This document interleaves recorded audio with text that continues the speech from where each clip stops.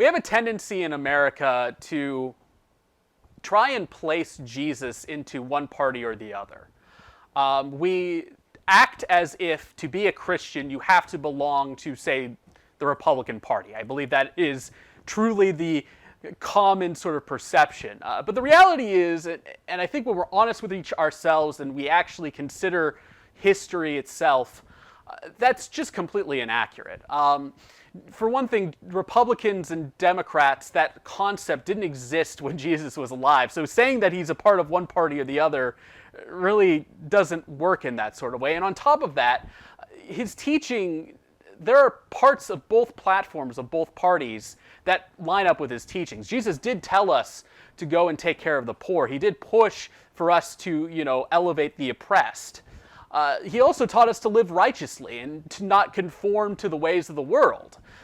Typically what I find, and I believe we all are to some degree guilty of this, I find that we tend to pick one of those aspects of Jesus' teaching and focus on it because we're kind of uncomfortable with the other part.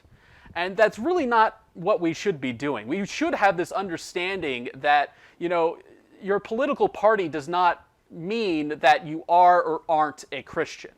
And that's something with this topic that I feel like you always kind of have to start with. That understanding that you can be a Democrat and a Christian, you can be a Republican and a Christian, and that's fine. And you can still be brothers and sisters in Christ. Now, with that being said, you can also take from that kind of the assumption that the church then should be completely separated from politics. And that really is not the case at all. It's honestly an impossible thing to have happen. As long as people are Christians, they are going to be bringing their beliefs into that policy making. And the same can be said for Muslims, Jews, Buddhists, whatever you follow. That is going to impact your decisions in that sort of area, because a lot of times you're making laws that deal with things that's taught about in what you believe. And so this idea of separation of church and state, it does exist. It is important, but it is not in the sense that both should be completely separated, because they can't be. They never will be. There always is going to be some sort of connection between the two, and we have to recognize that and learn how to kind of deal with that. And that's really where this passage that I have for us this week, Matthew 22, 17 through 21, comes in.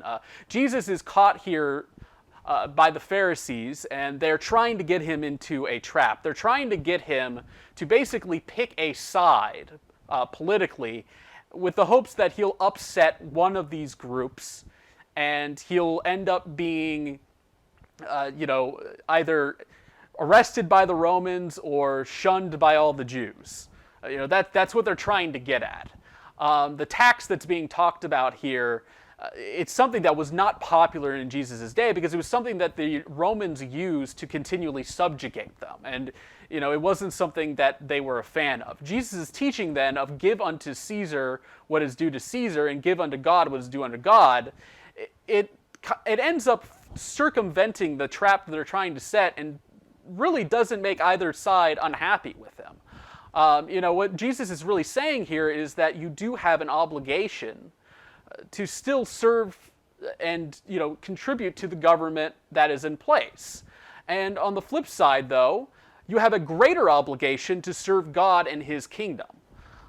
He's placing here that, yes, you should be obedient to the government, but God still is a step above that. You have to understand that God is above that. Now, this, of course, then raises the question, and this has been debated throughout church history, of how obedient should Christians be towards the government. There's a lot of concepts written by other New Testament authors where they're talking about, Christians should be subservient to the government in that way. And I think that we tend to, again, kind of go to a set of extremes where we say, that, we either kind of ignore those verses and say, well, we should, resist the government in times and do so passively, because Jesus did also encourage that, and that is true. Or we go the exact opposite way and say, no, we should always align ourselves with the government because God has put it in place, and we should be obedient in that sort of way. And again, I think that the middle ground is kind of where Jesus is sort of trying to steer us here. He is by saying what he is saying, he is opening the door for some resistance and some protest to the government if it's overstepping its bounds and asking people to do things that are not in line with God's teaching or with Jesus' teaching. And I think that we need to recognize that. We also need to recognize that there's a way to go about that. They're trying to get Jesus to take a side here because they're hoping that they can depict him as a violent revolutionary, which he's not. And he doesn't want anybody to be. And he recognizes that doing that is going to cause a lot of problems in the situation that the Jews are facing at that time. And if you look at history, he was right. Violent revolution was not the answer to the Roman oppression of the Jews at that time. And so, Jesus is trying to steer these leaders to a path that will allow them to avoid being, absolutely annihilated by the Roman war machine.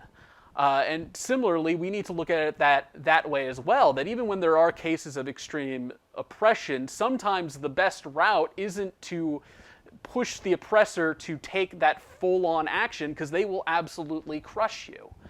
And that's hard to accept. That really is. But it is a thing that is a reality we have to accept, and we have to be wise about these sorts of things. So that is all I have for you this week. I hope that you find it helpful, that you found it informative. I will see you all next week, and I will now leave you all with our last worship song today.